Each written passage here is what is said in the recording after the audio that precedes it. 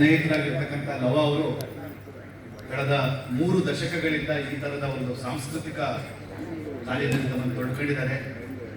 ನಾನು ಗಮನಿಸಿದ ಹಾಗೆ ಅವರ ಜೀವನದ ಅತ್ಯಂತ ಶ್ರೇಷ್ಠ ಸಾಧನೆ ಹೇಳಿದ್ರೆ ಖಂಡಿತ ತಪ್ಪಾಗೋದಿಲ್ಲ. ತಮ್ಮ ಎಲ್ಲ ಪ್ರತಿಭೆಯನ್ನು ಬಸಿದು ಈ ಒಂದು ನಾಟಕವನ್ನು ಕಟ್ಟಿದ್ದಾರೆ.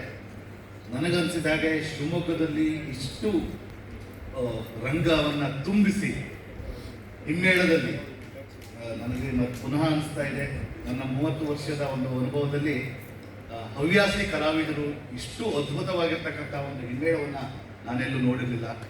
ನಮ್ಮ ಸಹ್ಯಾದ್ರಿ ಕಾಲೇಜಿನಲ್ಲಿ ಕೂಡ ಬಹಳ ಸಂತೋಷದ ದಿನ. ಕಿರಿಯ ವಿದ್ಯಾರ್ಥಿನಿಯರು ಈ ನಾಟಕದಲ್ಲಿ ಅಭಿನಯಿಸಿದ್ದಾರೆ. ಹಾಗಾಗಿ ಲವ ಮತ್ತು ಎಲ್ಲ ತಂಡದವರಿಗೆ ನಾನು ಅಭಿನಂದನೆಯನ್ನು ಹೇಳೋದಕ್ಕೆ ಬಯಸ್ತೇನೆ.